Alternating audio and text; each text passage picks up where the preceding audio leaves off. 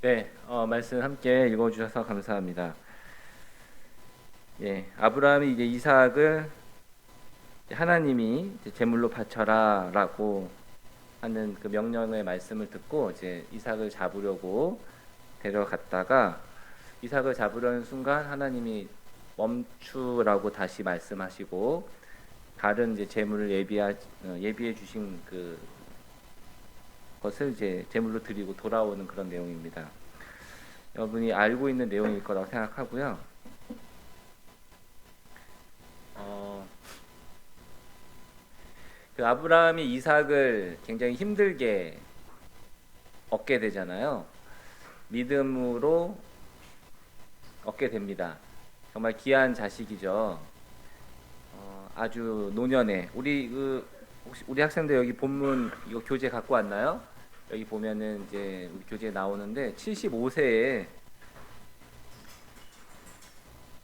아브라함은 아들을 주시겠다는 하나님의 약속을 75세에 받아요. 75세면은 굉장히 나이가 많이 든 거잖아요. 지금 우리 한국으로 치면 굉장히 할아버지 또 할머니 아내 되는 사라도 이제 할머니 그 나이에 이제 이삭을 주시겠다는 약속을 받았어요. 그래서 사라의 경우에는 거의 나는 이제 아이를 낳을 수 없는 몸인데 어떻게 아이를 낳을 수 있을까요? 이렇게 생각하게 될 정도로 이제 늦은 나이에 받았었죠. 그런데 이제 그 약속이 지체되다가 그 아브람 나이 100살, 사라의 나이 90살에 이제 그 약속이 이루어져서 이삭이 태어난 거예요. 그러니까 얼마나 귀한 아들이겠어요. 근데 그리고 그 아이를 통해서 하나님이 큰 민족을 이루고 이제 어, 많은 이제 자손이 이렇게 바닷가의 모래처럼 하늘의 별처럼 많아질 거라고 약속을 하셨는데 그 아들을 제물로 바치라고 하는 거죠. 그러니까 그 우리가 생각할 때는 너무 하나님의 그 말씀과 내용들이 이해되지 않는 거죠. 너무 모순되는 거예요. 분명히 이삭을 통해서 그 씨가 이렇게 하늘의 별처럼 바닷가의 모래처럼 많아질 거라고 약속해 주셨고 그 약속을 믿고 결국 기다려서 이삭을 얻게 되었는데 이삭을 이제 제물로 바치라는 거죠. 정말 귀한 아들인데 그리고 약속의 아들인데 너무 이제 그런 상황인 거죠. 하지만 이제 아브라함은 그 하나님의 말씀을 듣고 믿음으로 순종해서 데려가고 있는 상황입니다.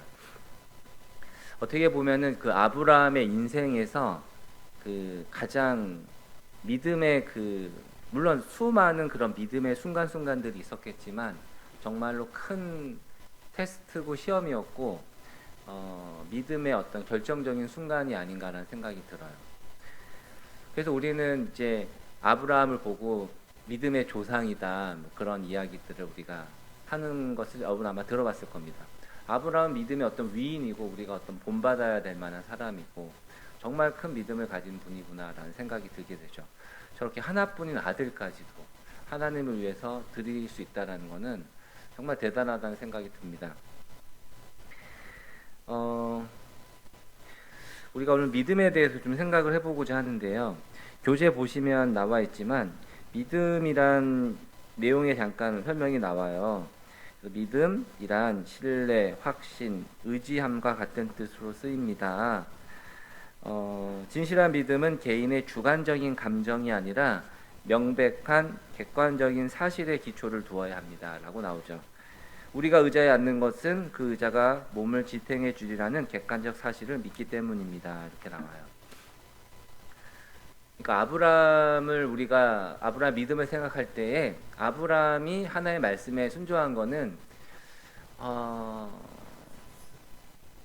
정말 어떤 특별한 아브라함만이 가질 수 있는 정말 대단한 어떤 능력이었던 그 믿음을 사용해서 하나님을 믿었다기보다는 아브라함은 그것이 그냥 믿음이었던 거예요.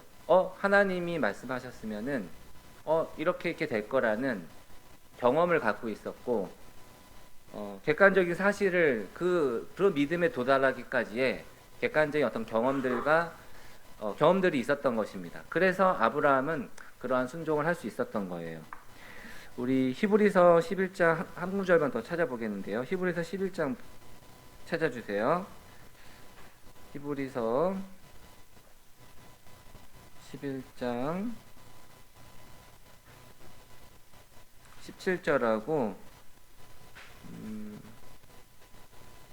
17절부터 19절인데요. 자, 이것도 중요하니까 또 같이 읽어볼 텐데 다 같이 한번 읽어주시고 우리 남학생들 좀 큰 목소리로 읽어주세요. 네? 부탁드리겠습니다. 우리 여학생들도 같이 자 히브리서 11장 17절에서 19절 시작.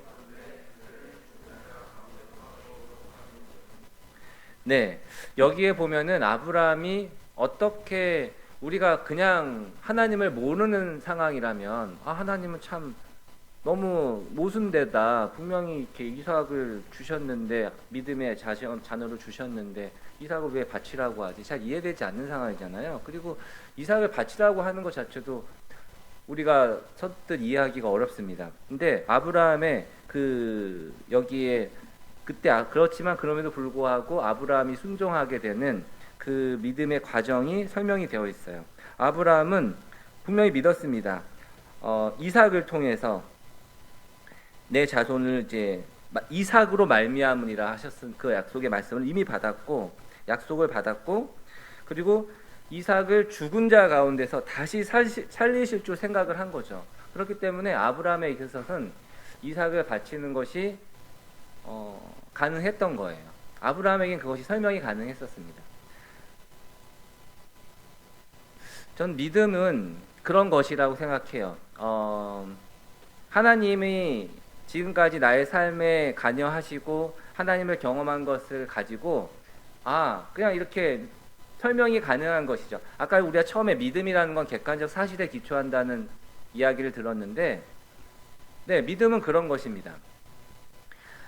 그러면 우리 아브라함을 한번 잘 생각을 해보면은 아브라함에 있어서 그 이삭을 얻는 그 과정 자체가 참 믿음의 과정이었다고 생각이 들어요. 왜냐하면 아브라함이 사례가 굉장히 늦은 나이에 이제 자녀를 주시겠다는 그 약속의 말씀을 받았잖아요.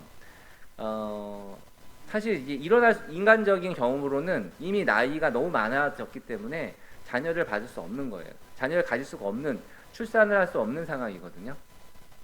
그래서 아브라함이 여기서 이제 그 하나의 실수를 하게 되죠. 하나님이 주신다고 하니까 어떡하지? 이제 사라는 더 이상 자녀를 낳을 수 없는 상태고.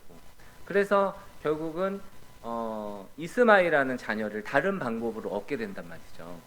그런데 결국 하나님은 사라를 통해서 이삭을 얻게 하십니다. 이 과정을 통해서 하나님은 정말 불가능한 것이 없으신 분이구나라는 것을 아브라함은 경험하게 돼요.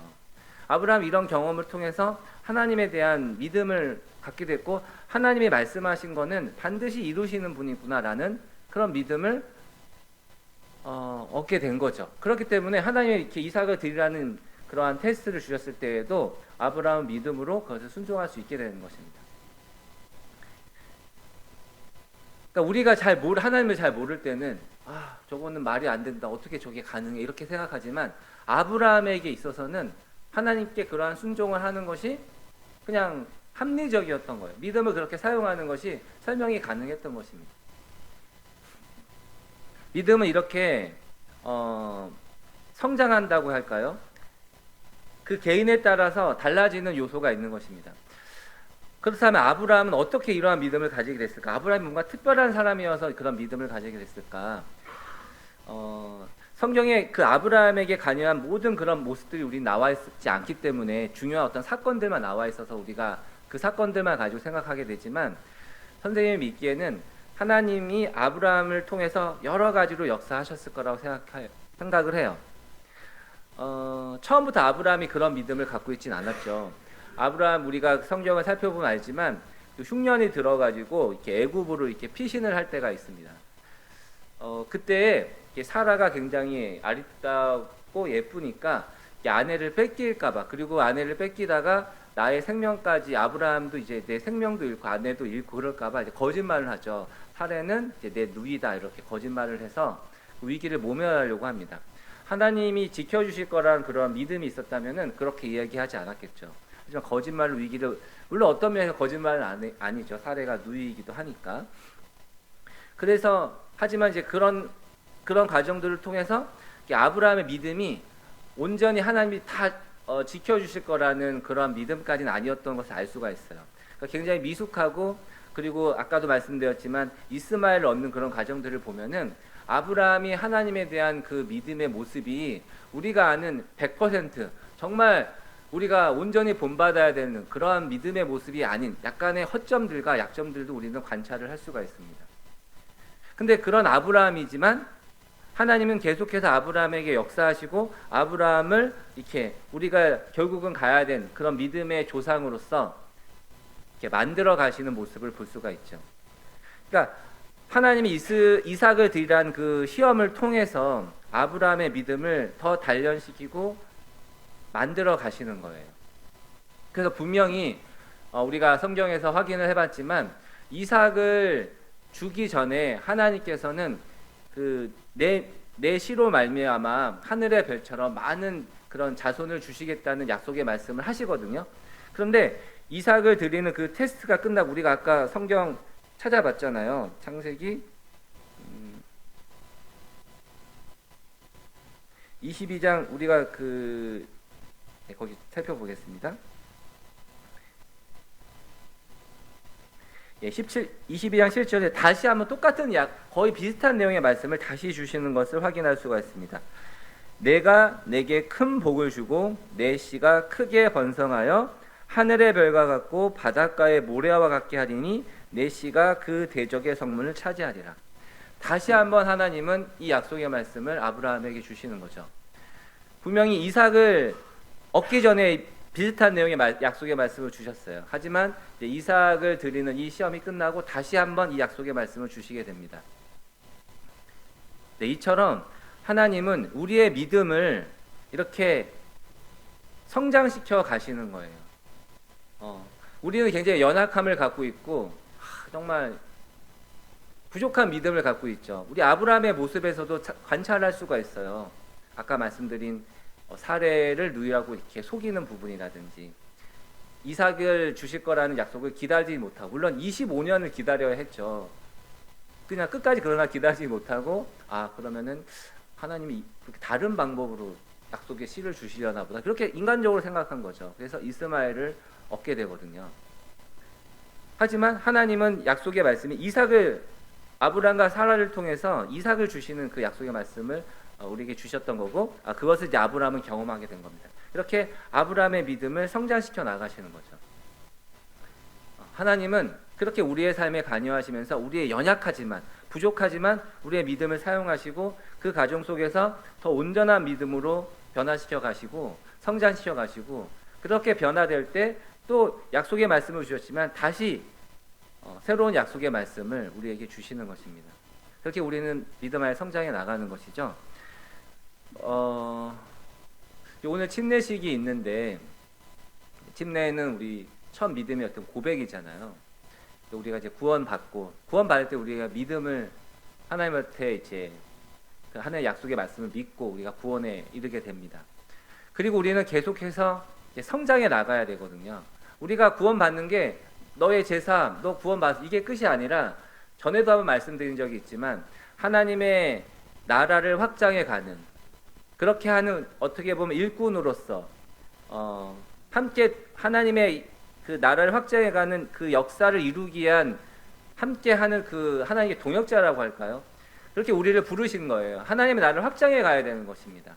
여러분 내면에서도 하나님의 나라가 확장해 가야 될 것이고, 또 믿지 않는 이들에게 하나님의 복음을 전해야 되는 것이고, 이 세상에 공중권세 잡은 자가 다스린 이 땅에서 하나님이 다스리시는 그 정의와 공의가 무엇인지, 사랑이 무엇인지 보여주고 빛과 소금으로서 이 땅에 나타나야 되는 것이에요.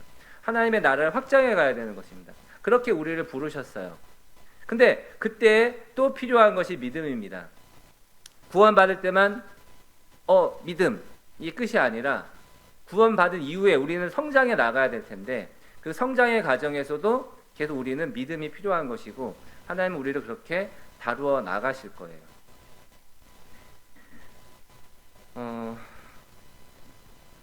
네. 그때 하나님은 우리에게 아까도 말씀드렸지만 또 다시 더 큰 복의 그 말씀을 우리에게 주실 것입니다. 이 약속의 말씀처럼 우리도 하나님의 약속의 말씀을 받았으면 좋겠어요. 내가 내게 큰 복을 주고 내 씨가 크게 번성하여 하늘의 별과 같고 바닷가의 모래와 같게 하리니 내 씨가 그 대적의 성문을 차지하리라. 우리의 믿음이 어린아이와 같은 수준에 머무는 것이 아니라 하나님이 우리를 성장시켜 주시고 우리가 하나님께 계속 나아갈 때 하나님 우리의 믿음을 점차 자라나게 하실 텐데, 그래서 하나님의 나라를 확장하는 큰 일꾼으로 주님 앞에 쓰임받는 우리 선생님들 또 학생들이 되었으면 좋겠습니다. 기도하고 마치도록 하겠습니다.